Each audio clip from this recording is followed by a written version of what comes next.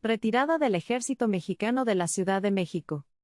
Fragmento del libro, Apuntes para la historia de la guerra entre México y los Estados Unidos.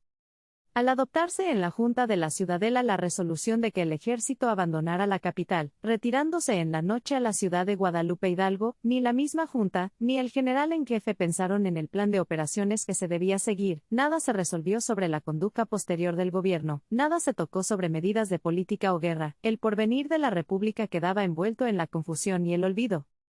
A fin de llevar a efecto la resolución de la Junta, el general Lombardini, que acababa de ser nombrado en jefe del ejército, dispuso que 2 ayudantes retiraran las tropas de los puntos en que se encontraban y les diesen las órdenes de ponerse en camino para la garita de Peralvillo, donde debían hacer alto. Por un descuido inconcebible, las únicas fuerzas que se retiraron fueron las que había en la Ciudadela, en la casa de Ayllón, en la Acordada y en el Portillo de San Diego, quedando enteramente olvidadas las del Niño Perdido, la Profesa, San Fernando y otras que cubrían el servicio de la plaza. El general Álvarez, con 300 infantes del sur y la caballería dividida en 2 brigadas, a las órdenes de los generales Quijano y Andrade, don Manuel, salió antes que el resto de las tropas. Atravesó por la ciudad de Guadalupe, en donde dejó al regimiento de húsares y escuadrón de Veracruz y continuó su marcha hasta San Cristóbal. A las 11 de la noche comenzaron a salir los trenes y la artillería, que debían tomar la delantera. Desde antes habían estado trabajando con un empeño digno de elogio en arreglarlo todo para la retirada, así el general Carrera, director del arma, como los principales jefes de ella, pero a pesar de sus esfuerzos, la precipitación con que se iba a emprender la marcha y la falta de mulas impidieron que se sacase todo el inmenso material de guerra que existía en la Ciudadela. Se salvaron no más 14 piezas, con algunos carros de parque y parte de los trenes, quedando allí varios cañones y un acopio considerable de fusiles y otros útiles de guerra, que cayeron al siguiente día en poder de los enemigos. La infantería se dividió en 4 secciones, que tomaron por diversas calles, para no embarazarse en la marcha, debiendo reunirse en la expresada garita de Peralvillo. Mandaba la primera el gobernador Olaguibel, y se componía de los nacionales que había traído de Toluca. La segunda, formada por los batallones de Lagos, Iturbide y Tula, iba a las órdenes del comandante de batallón Arroyo. Dirigía el general Martínez la tercera, cuya fuerza constaba de muchos piquetes de varios cuerpos. Por último, se veía al frente de la cuarta al general Pérez, a quien obedecían los restos de los cuerpos ligeros y del 11º. De línea. Las brigadas marchaban en silencio, la tristeza reinaba en todos los corazones. Se alejaban con sentimiento de la ciudad que habían defendido, considerando que el sol del día siguiente alumbraría la entrada triunfante de los enemigos, quienes iban a ver cumplida la amenaza que todos habíamos despreciado, como hija de un delirio del orgullo. Los cuerpos que llegaron primero a la garita hicieron alto hasta que estuvieron todos reunidos. Entonces empezaron a recogerse los desgraciados frutos de la desmoralización, que tantos golpes consecutivos habían introducido en el ejército. Los soldados, favorecidos por la oscuridad, comenzaron a desertar, disminuyendo así la fuerza, ya no muy crecida, que había salido de la ciudad.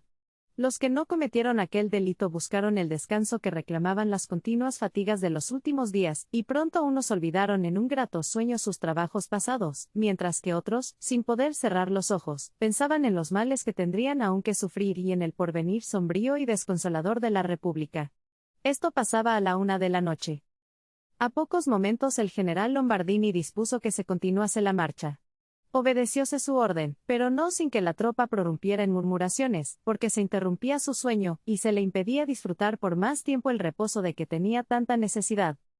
El general Santa Anna, que había salido de México a las 12 de la noche, estaba en Guadalupe cuando llegó allí la infantería, a la que ordenó que tomara el rumbo que de aquella ciudad va para Tlalnepantla.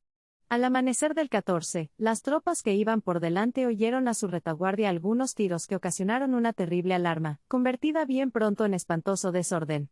Esparcióse la voz de que los americanos venían en persecución del ejército, se atribuyó el tiroteo a una avanzada suya, y los soldados mexicanos, sin pensar en la inverosimilitud de semejante suceso, le dieron crédito, cediendo a un terror pánico los mismos que habían afrontado peligros verdaderos. Tal era el estado de desconcierto a que se veían reducidos los restos de las fuerzas que habían defendido la independencia nacional. Los tiros que originaron el desorden habían sido disparados por algunos soldados del batallón Matamoros, cuerpo que mandaba el diputado Otón, quienes, contaminados del mismo espíritu de descontento, que se generalizaba por instantes, se habían empezado a desbandar, descargando sus fusiles en todas direcciones, muy ajenos de pensar en el desorden que iban a promover con aquel ruido. El general Santa Anna, que oyó también los tiros y creyó como muchos otros que eran del enemigo y que éste le iba a cortar la retirada, fue en persona a hacer contramarchar a la infantería, pero cerciorado luego de que el peligro que temía era imaginario, dispuso que siguiese adelante.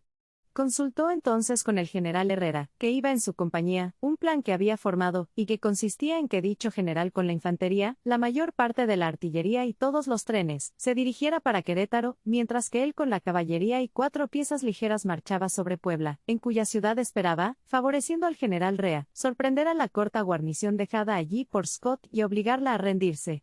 El general Herrera excusaba encargarse del mando, alegando sus enfermedades y la dificultad de conservar el orden y la disciplina en una división desmoralizada ya, y a la que sin duda acabaría de exasperar la falta absoluta de socorros y alimentos. Sin embargo, instado con empeño para que se resignara a sufrir los disgustos que preveía, se decidió a hacer este sacrificio en obsequio de la patria e inmediatamente se puso en marcha con la división, delante de la cual había dicho Santa Anna el plan. Este general regresó a Guadalupe y tomó de allí el camino para San Juan Teotihuacán, con el objeto de alcanzar a la caballería que seguía ya aquel rumbo. La mañana del 14 era triste y sombría, como el destino de la República. Había una niebla tan espesa que los objetos dejaban de distinguirse a pocos pasos de distancia, luego empezó a caer una llovizna ligera, pero constante, que empapó a los soldados y aumentaba el frío intenso que se sentía. Se llegó a Tlalnepantla, donde se dio a la tropa una hora de descanso, pasada la cual se prosiguió la marcha para Cuautitlán. Mientras las dos secciones en que se había dividido el ejército caminaban así por distintos rumbos, conforme al plan adoptado, el pueblo se levantaba en la capital contra los invasores, pero buscando un apoyo que lo sostuviera, no faltó quien pensara en avisar al general Santa Anna lo que pasaba, excitándolo a que volviera con las tropas a favorecer el levantamiento. El que llevó la noticia fue el ciudadano Próspero Pérez, uno de los cabecillas del pueblo, quien alcanzó en Tulpetlac al general en jefe. Este, en cuanto supo lo sucedido, determinó que volvieran sobre México las fuerzas de su mando directo y despachó un ayudante al general Herrera para que lo mismo hiciera la infantería. Una hora llevaba esta de hallarse en Cuautitlán, cuando se recibió la orden referida. Notable fue en algunos el disgusto con que vieron esa disposición, que los obligaba a volver a sufrir los peligros y a padecer los trabajos de la guerra, cuando ya se veían libres de unos y otros con la retirada. No obstante, la tropa se disponía a ponerse en marcha, cuando se presentó un nuevo ayudante con otra orden para que se siguiera a Querétaro, por los motivos de que se va a hablar. El general Santa Anna, informado por Pérez de lo ocurrido, se dirigió desde el pueblo de Tulpetlac a la garita de Peralvillo, donde colocó a los infantes del sur, tratando de aprovechar en su defensa los parapetos construidos para recibir al enemigo. Hizo entrar a la ciudad parte de los regimientos V, IX y de Guanajuato, los que llegaron hasta Santa Catarina y la Concepción lanceando a algunos americanos y se retiraron enseguida. A la oración de la noche contramarcharon todos a Guadalupe, porque el general Santa Anna estaba en la inteligencia de que el movimiento de la capital había sido una cosa despreciable, y no dudaba que el enemigo pronto vencería la resistencia del pueblo.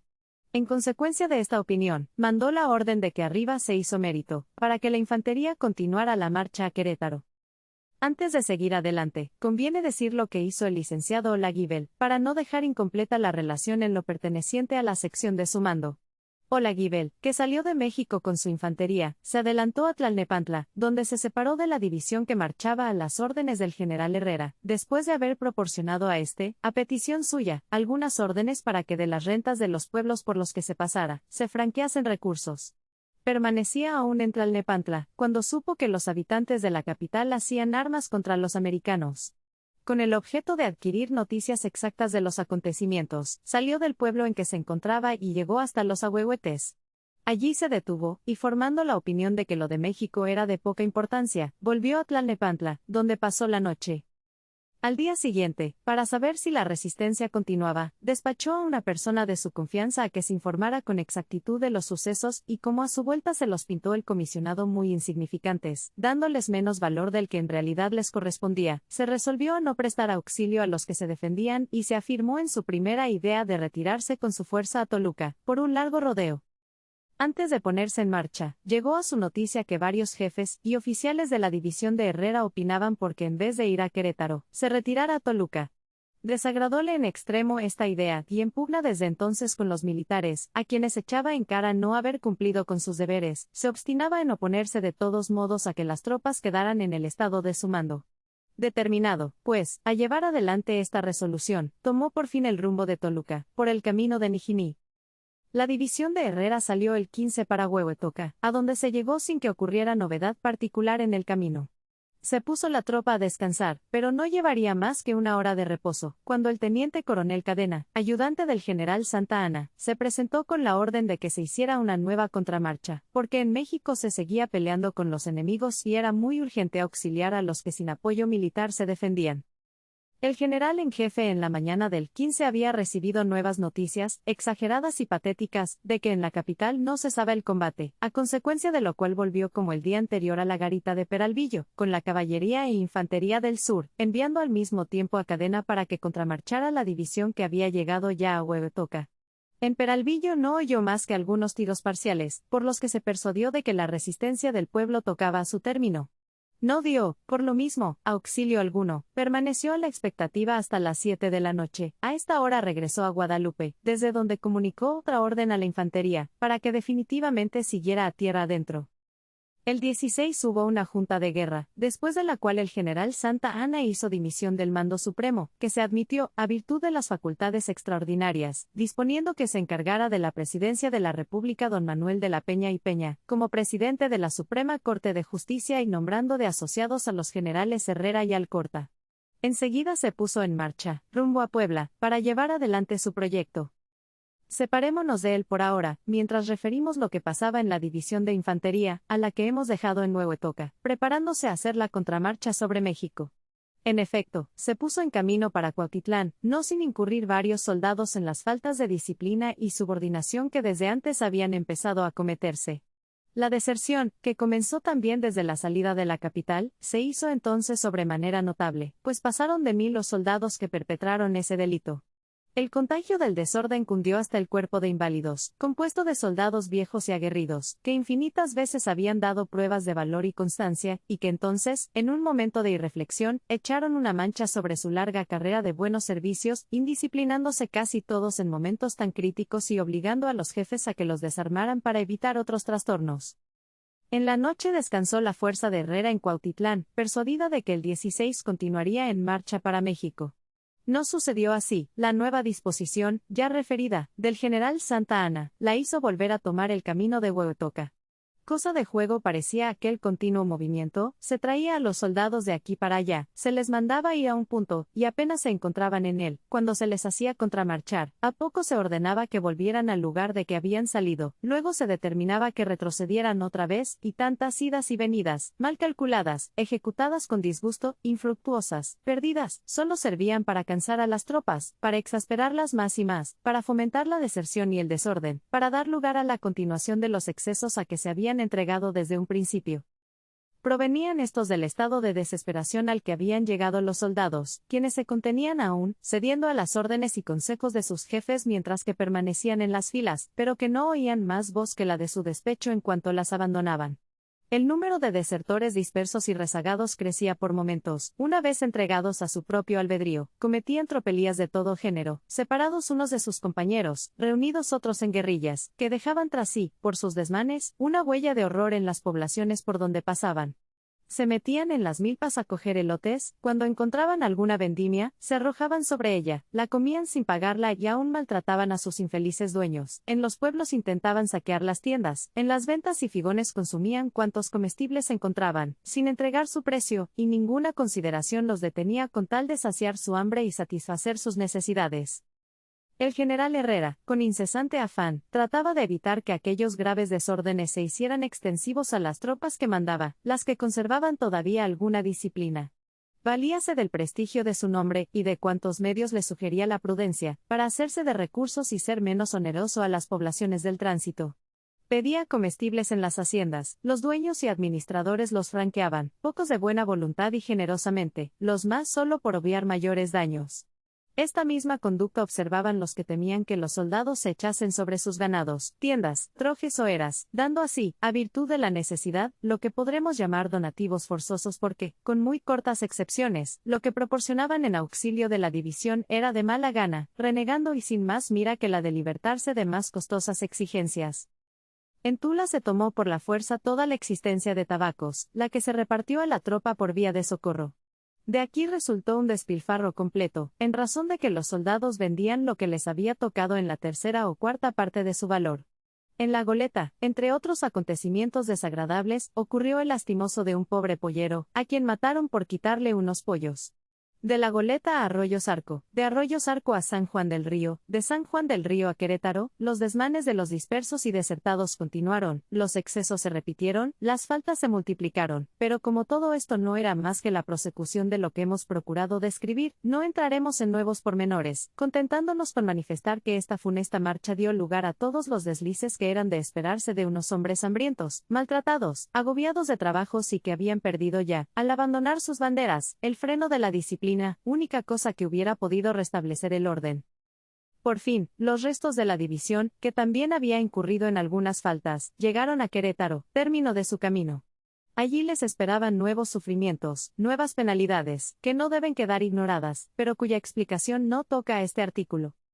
Volvamos ya al general Santa Anna, que durmió el 16 en San Juan Teotihuacán. Los mismos síntomas de insubordinación y desarreglo que hemos notado en la división de infantería hubo en la que él llevaba y aún rigurosamente puede decirse que el ejército quedó casi destruido desde que en Guadalupe se determinó que se retirasen los jefes y oficiales que quisieran, y que solo siguieran a las fuerzas los que voluntariamente se convinieran en hacerlo. La dispersión que ocasionó esta medida fue verdaderamente incalculable. El 17 permaneció la fuerza en Teotihuacán, esperando que se les reunieran todos los piquetes y rezagados que no se habían presentado aún. El 18 se anduvieron 9 leguas, continuando las brigadas a las órdenes de los generales Quijano y Andrade. El cuartel general llegó a San Lorenzo. El 19 se rindió en la hacienda de Guadalupe una jornada de 10 leguas. Allí dio un ejemplo de insubordinación escandalosa a un sargento del escuadrón de Veracruz, que después de disparar su carabina en medio de una multitud de gente, excitó a todos sus compañeros enérgicamente a que se desbandaran y desertasen. ¿Quién sabe qué resultado habría tenido este alboroto si los húsares no hubieran contenido el desorden? El 20 continuaron las brigadas hasta los pueblos de Cheotempan y Tlaxcala, en cuyo último punto ocurrió el cómico lance de que una guerrilla robara a los aposentadores del ejército. Santa Anna había determinado que en aquel lugar recibiera el castigo de su falta el sargento del escuadrón de Veracruz, al que mandó fusilar. Se había formado ya el cuadro, e iba a verificarse la ejecución de justicia, cuando el general Quijano y otras personas de influjo se empeñaron en conseguir el perdón del delincuente, el que lograron del general en jefe. El delito, por lo mismo, quedó impune, y esta autorización, dada a los revoltosos para que quebrantaran la disciplina y cometiesen excesos, produjo en los días siguientes resultados bastante desastrosos. Las tropas permanecieron en los pueblos mencionados hasta el 23, el 24 marcharon a la fábrica de Antuñano, el 25 entraron a Puebla, donde se encontraba ya desde antes el general Rea, batiéndose con su guerrilla y la parte de la población que había tomado las armas con entusiasmo contra los americanos, retirados a los cerros de San Juan, Loreto y Guadalupe, y al cuartel de San José, puntos que de antemano habían fortificado. El general Santa Anna, recibido como un salvador por el pueblo, recorrió la ciudad al frente de sus soldados, notando que por todas partes renacía el espíritu público y que gran parte de los habitantes tomaba las armas en defensa de su independencia agonizante.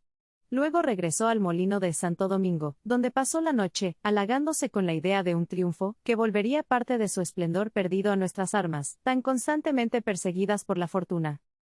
El 26 avanzó el general Álvarez con la primera brigada hasta el Carmen, y desde aquel día comenzaron los tiroteos y escaramuzas con las tropas americanas.